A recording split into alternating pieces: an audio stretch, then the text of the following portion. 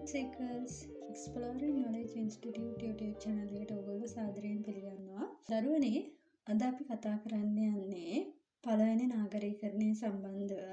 පළවෙනි වීඩියෝ එකේදී අපි කතා කරා ලංකාවේ පළවෙනි නාගරීකරණය විදියට හැඳින්වෙන්නේ මූලිකවම ගත්තම උතුරුමැද වියලි කලාපයට අයත් අනුරාධපුර නගරය සහ දකුණු සහ ගිනිකොන දිග පිහිටි මාගම නගරය. එතකොට තමයි ක්‍රිස්තපූර්ව 450 වගේ වෙනකොට අපි කිව්වා සමාජයේ ස්තරවලට යම් තාක් දුරකට වෙන් වෙලා තිබුණා කියලා. අපි පළවෙනි වීඩියෝ එකේදී කතා කරා නාගරික ජීවිතයේ පසුබිම ගැන කතා කරනකොට ආර්ථික හැකියාව පදනම් කරගෙන සමාජයේ දුප්පතුන් සහ ධනවතුන් ලෙස ස්තරවලට බෙදිලා තිබුණා. ඒක අපි හඳුන්වනවා සමාජ ස්තරායනය කියලා.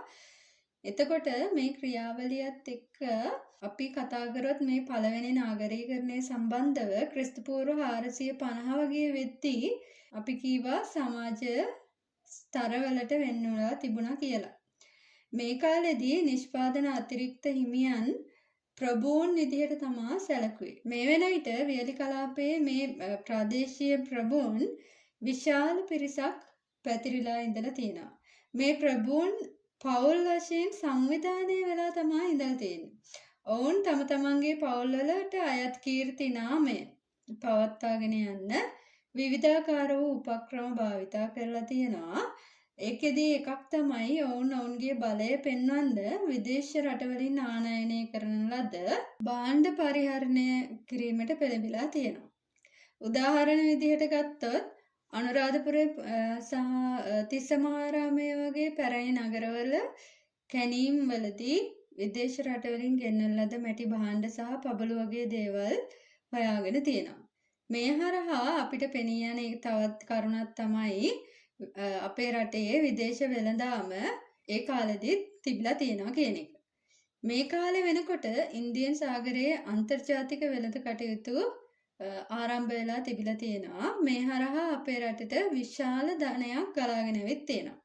මේ නිසා අපේ නිෂ්පාදන අතිරික්ත හිමියන්ට තව තවත් ඔවුන්ගේ ජීවිත සුඛෝපභෝගී කරගන්න අවකාශය ලැබිලා තියෙනවා. මොකද ඔවුන්ගේ අතේ මුදල් යම් සැලකිය යුතු මුදලක් තියෙනවා. එතකොට ඔවුන්ට විදේශ රටවලින් විවිධාකාර වූ භාණ්ඩ ආනයනය කරගෙන භාවිතා කිරීමේ ආර්ථික හැකියාවක් ඔවුන්ට තිබිලා තියෙනවා. මේ අන්තර්ජාතික වෙළඳ කටයුතු නිසා රටට ගලාගෙන එන ආදායම පරිපාලනය කරන්න, එහෙමත් නැත්නම් කළමනාකරණය කරන්න යම්කිසි පාලන යාන්ත්‍රණයක් අවශ්‍ය වෙලා තියෙනවා. හිතන්න රටකට හෝ යම්කිසි පුද්ගලයෙක් හිතන්න අපි කිසිම කළමනාකරණයක් නැතුව අපේ මුදල් පරිහරණය කළොත් යම්කිසි දිනක අපිට එම මුදල් නැති වෙන්න පුළුවන්. අපි දුප්පත් වෙන්න පුළුවන් නේ. ඒ නිසා ඕනෑම රටක් ගත්තත් එහෙමයි. අපි සාමාන්‍යයෙන් අපිට ලැබෙන ආදායම කළමනාකරණය කරන්න ඕනේ.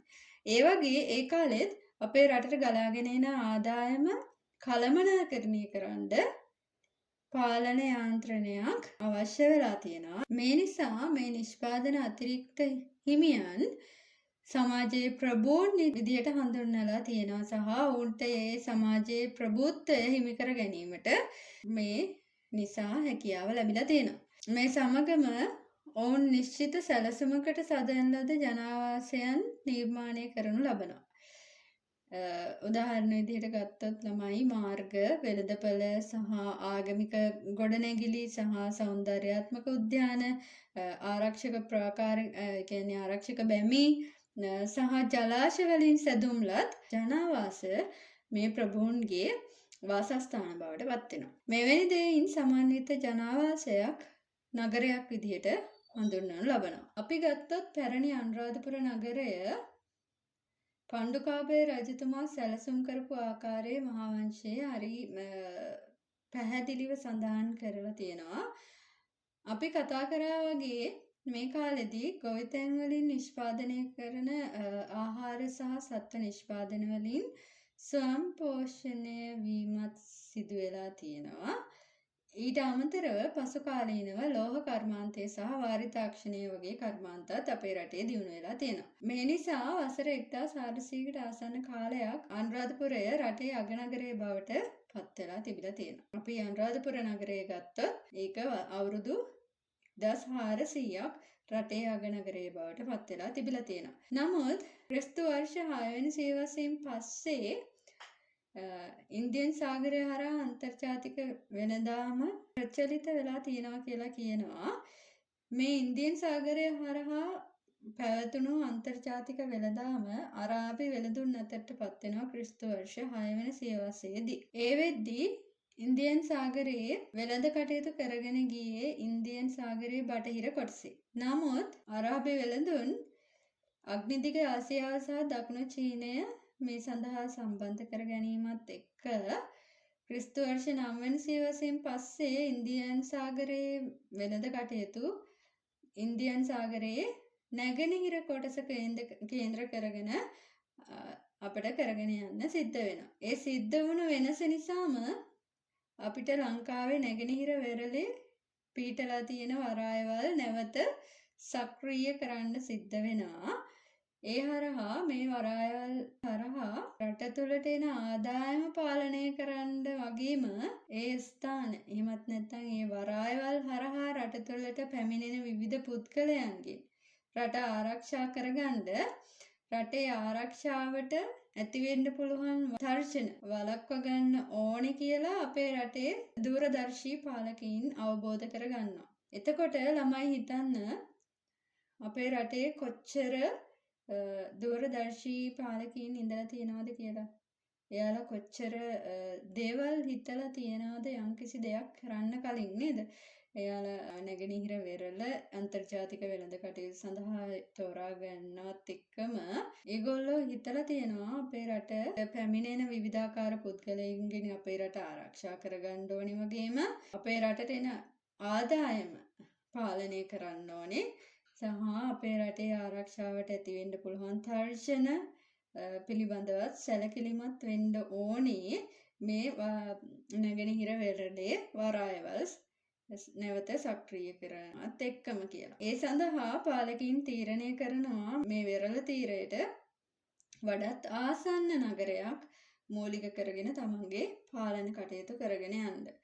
උදාහරණ විදිහට පළවෙන විජයබාහු රජු පළමුවරට පොළොන්නරුව තමන්ගේ පාලන මධ්‍යස්ථානයේ විදිහට තෝරා ගන්න ලබනවා. මහාවංශයේ සඳහන් වෙන විදිහට මේ විජයබාහු රජුගෙන් පස්සේ ආපු රජවරු කීප දෙනෙක්ම බුරුමය සහ කාම්බෝජයනේ රටවල රාජකීය කාන්තාවන් සමග විවාහ වෙලා තියෙනවා කියලා සඳහන් වෙනවා. මෙම පොළොන්නරු යුගයේ ලංකාවේ නිර්මාණය වුණු බුද්ධ ප්‍රතිමා සහ සමහර වාස්තු විද්‍යාත්මක නිර්මාණවල අග්නිදිග ආසියාතික ලක්ෂණ දක්නට ලැබෙනවා කියලා පුරාවිද්‍යාඥයන් කියනවා.